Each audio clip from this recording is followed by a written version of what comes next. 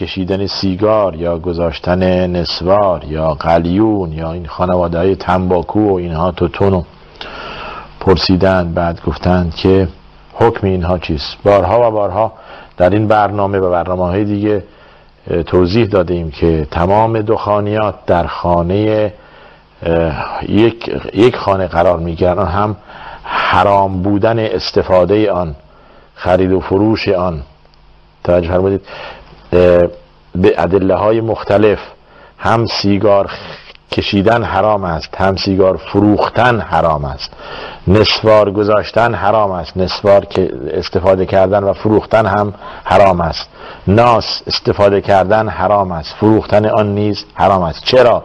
برای که اینها ضرر داره به جامعه و قبلا که حکمی دربارش صادر نمیشد یا میگفتن حالا فوقش مکروه، علت یا ضرر آن نمیدانستند، ضرر آن مشخص نبود. الان به اتفاق علما و اطبای شرق و غرب که اینها سرطانزاست و این یک نوع وسیله است برای خودکشی تدریجی و اون دودی که از دهان یا بینی سیگار کش یا قلیون کش یا پیپ کش بیرون می آید و به مشام بغل دستی یا هم اتاقی یا همان جا می رود، به مراتب ضررش بیشتر است. یعنی هم به خود ضرر رسانده و هم به دیگران ضرر رسانده و در دستور شریعت چنین داریم که لا ضرر ولا ضرار، نه ضرر رساندن به خود جایز است و نه به دیگران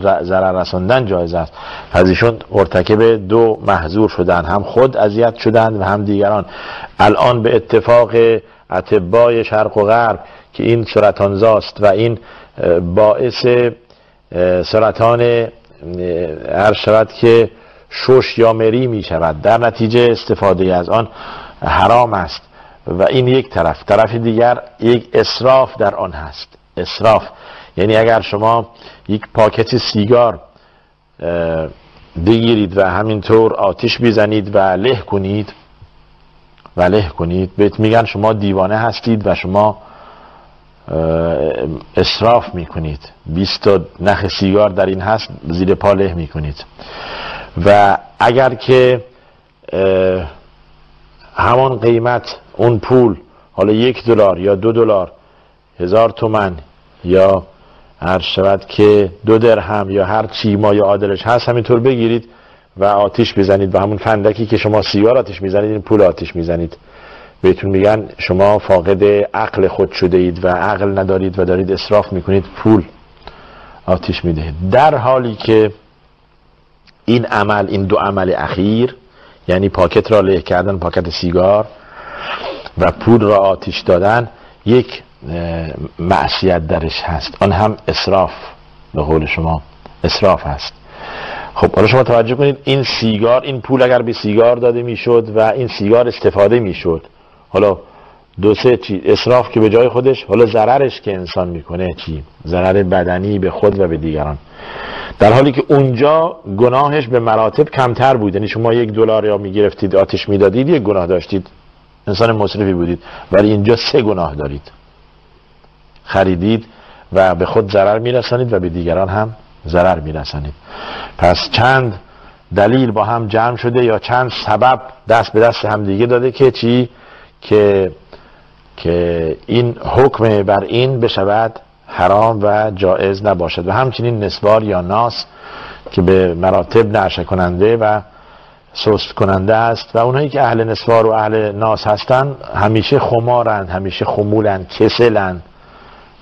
و یکی از سیاست های استعماری غیر مسلمین بر مسلمین این است که به یک نحوه مشغول باشند، به یک نحوه، قبلا با سلاح حالا گرم و هر شود که هلاک کننده دیگران را از بین می بردن، حالا با یک سلاح هایی که خیلی راحت مردم را معتاد می کنند، یا به وسیله مواد مخدر یا به وسیله این ناس و این نسوار و این دخانیات. می بینی در یک کشور مسلمان جوان و پیر و دختر و پسر همه عادت گرفتن به سیگار. حالا معمولا که این سیگار مقدمه چیست؟ مقدمه هیروئین هست، مقدمه تریاک هست، مقدمه اعتیاد و معتاد شدن به مواد مخدر هست. بدیهی است که هر معتادی که حالا توی کنجی افتاده ابتدا از چی شروع کرده؟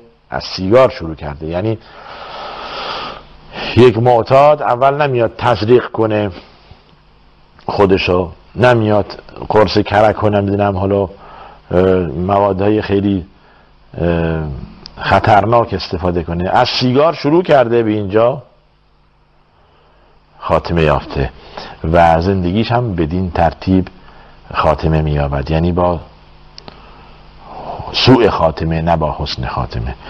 پس بنابراین حکم این چنین شد که هم استفاده از آن و هم خرید و فروش این مواد حرام است. حالا این یک نوع عرض کردیم چرا کشورها ممنوع نمی‌کنند.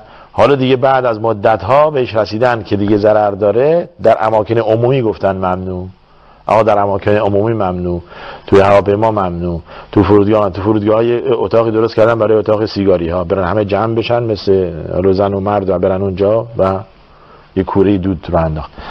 و در جاهایی که امروزا بهش رسیدن به این مسئله، ولی جای عجب اینه که تعجب اینه که چرا اینها ممنوع نمی‌کنن خرید و فروشش.